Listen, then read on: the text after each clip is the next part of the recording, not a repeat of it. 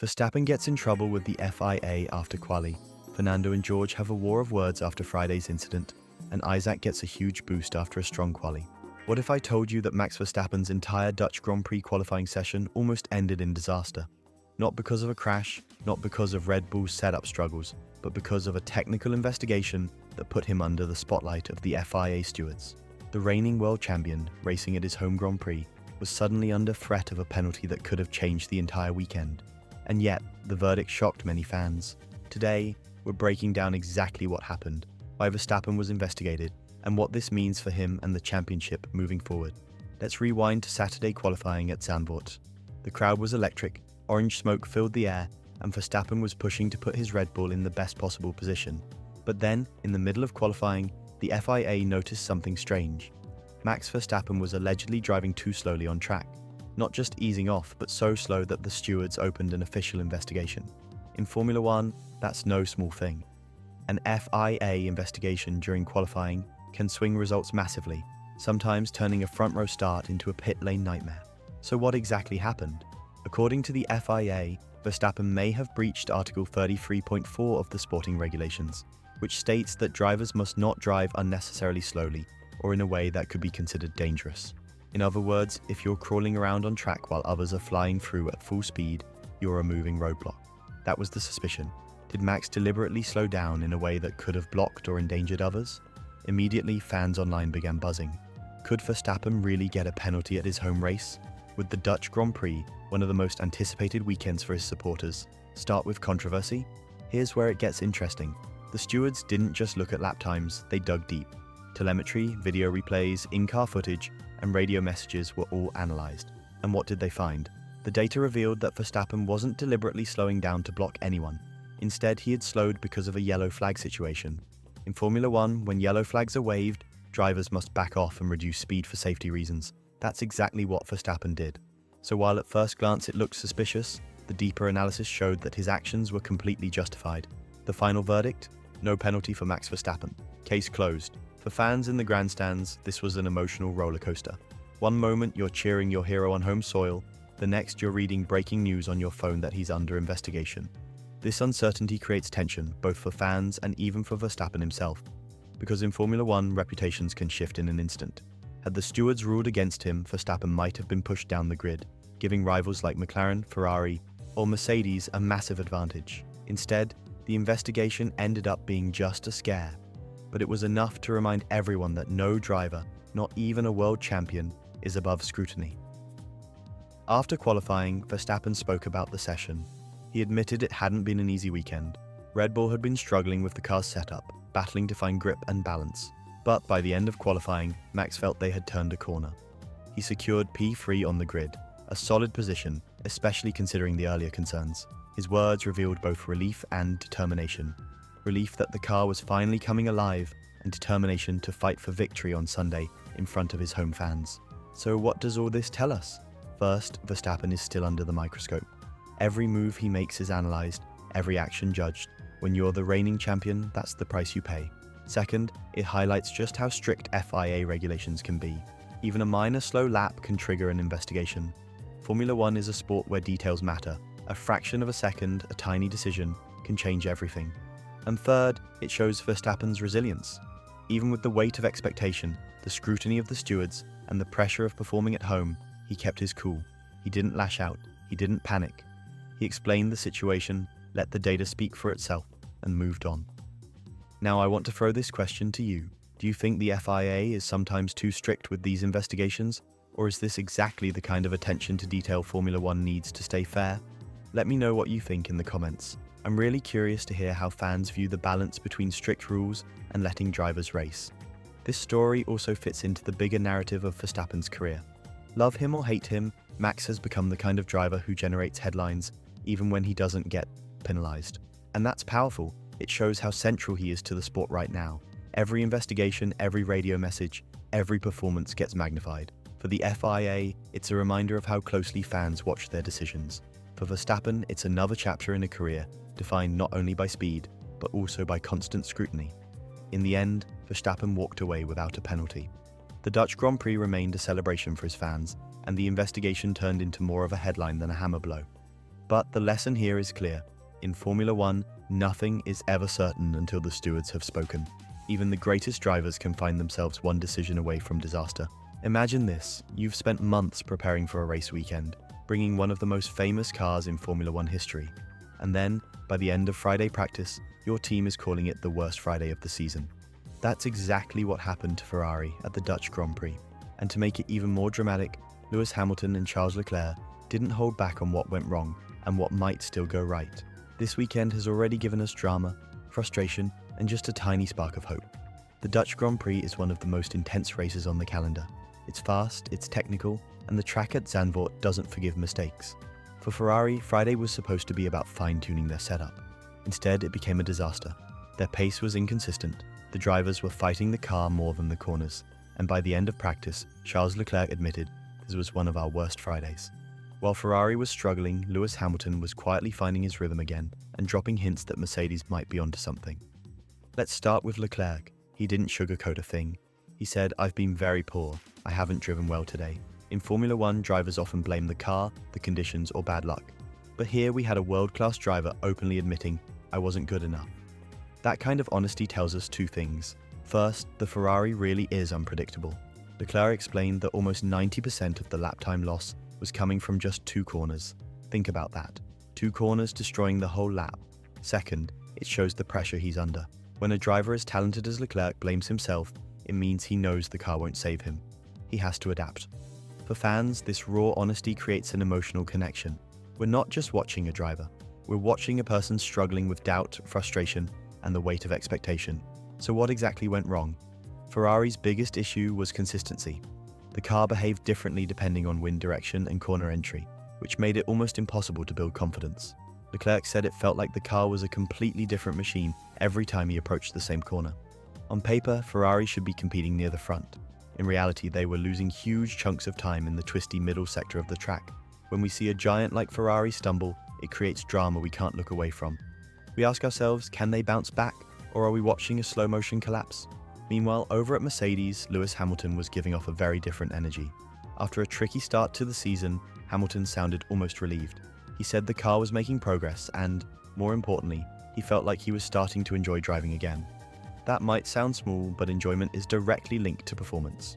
When you're having fun, your brain processes challenges as opportunities, instead of threats. So while Ferrari drivers were locked in frustration, Hamilton was finding flow.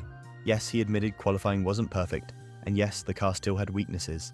But crucially, he said Mercedes finally understood what direction they needed to take. And in Formula One, clarity is power. Now let's talk about qualifying. Ferrari expected the worst, but Leclerc actually scraped his way into Q3. Not bad considering the chaos of Friday. Still, his lap looked messy, and he admitted he was fighting the car the whole way. Hamilton also made Q3 but wasn't satisfied.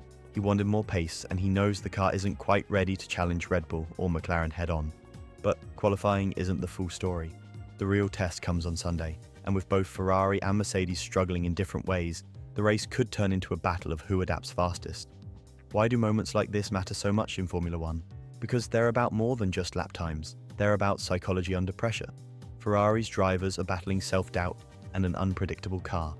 Hamilton is chasing joy and momentum after a rough start to the season. All of them are fighting not just other drivers, but their own emotions. That's what makes Formula One addictive. It's not just cars going fast, it's human drama at 300 kilometers per hour. So what does this mean for the Dutch Grand Prix? Ferrari are in damage control mode.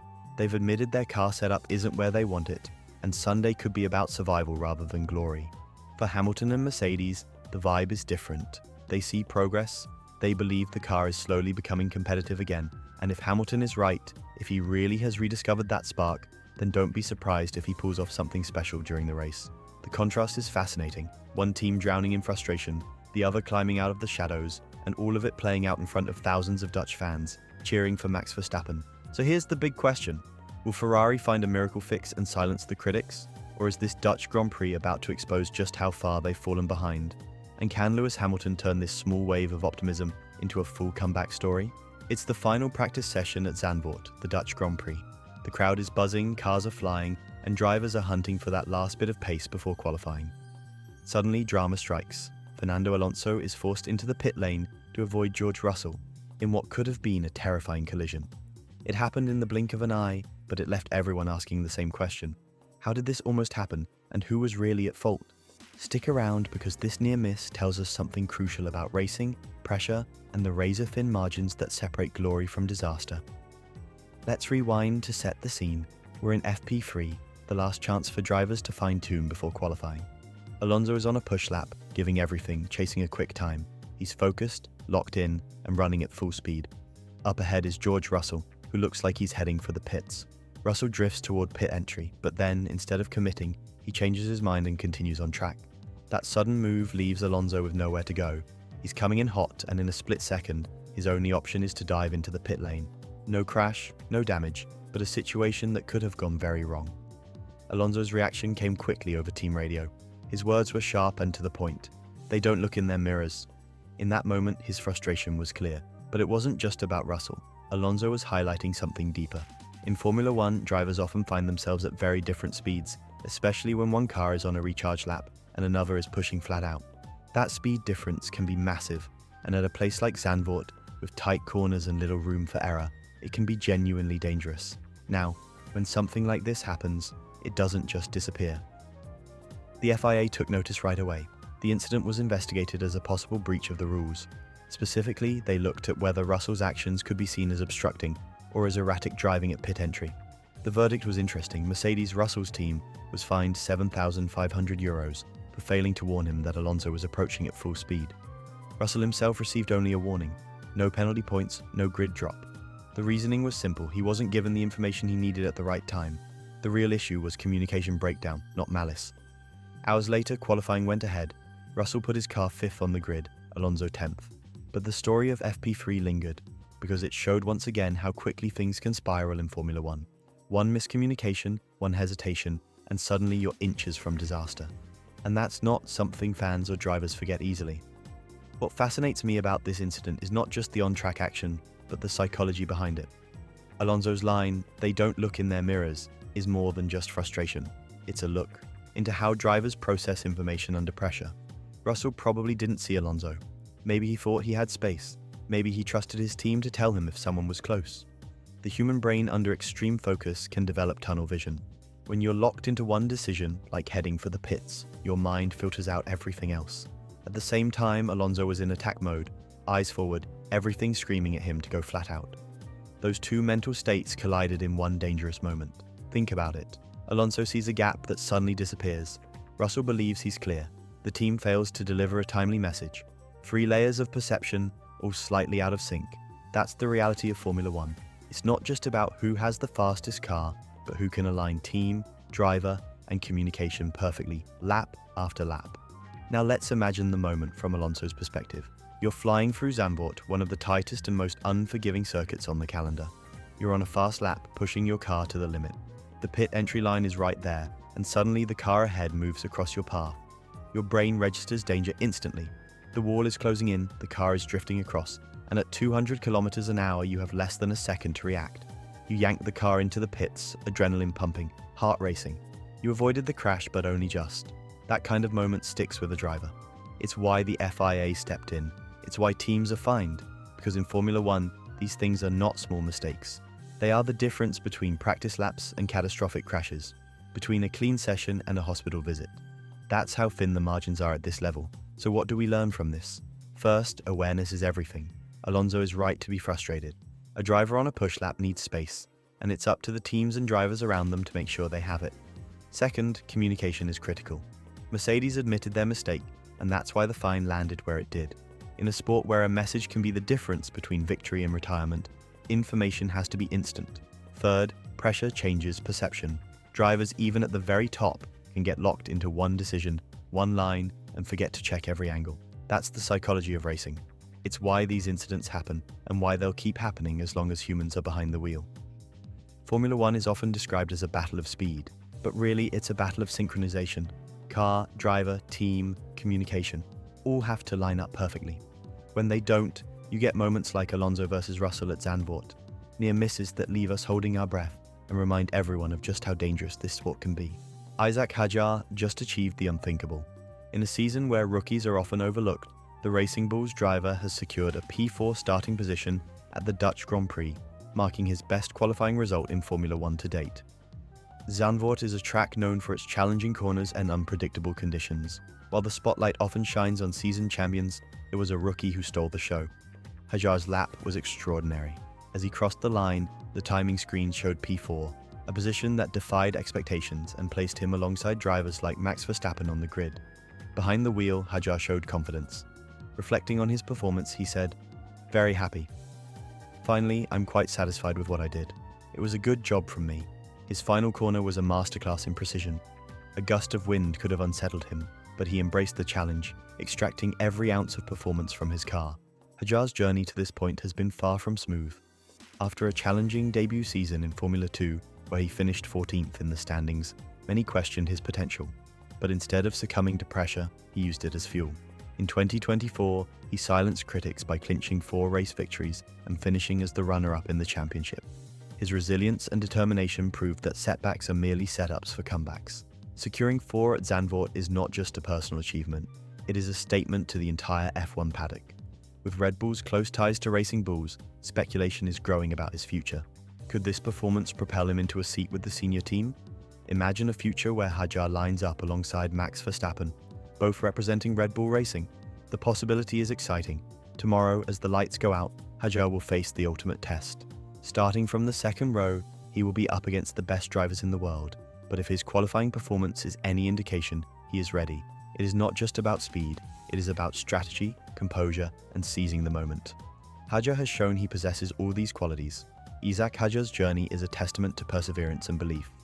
From the challenges of Formula 2 to the heights of Formula 1, he has proven that with determination, anything is possible. This is just the beginning. If this qualifying lap is any indication, the best is yet to come. Like, subscribe, and hit the bell for more updates on Isaac Hadjar and Formula 1. Share your thoughts in the comments. Do you think he is ready for a Red Bull seat? Formula 1 is a sport built on speed, precision, and strategy. But behind every great car, every record-breaking lap, and every World Championship title lies one crucial figure: the designer. And when it comes to car design, there's one name that stands above the rest: Adrian Newey. For decades, Newey has been the mastermind behind some of the fastest and most dominant cars in Formula 1 history.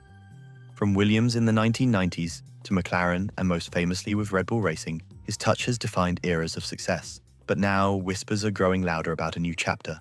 Could Adrian Newey really be heading to Aston Martin? And if so, what does that mean for Fernando Alonso, Lawrence Stroll's ambitious project, and the entire balance of power in Formula 1? Stay with me, because what I'm about to break down could completely reshape the future of the sport.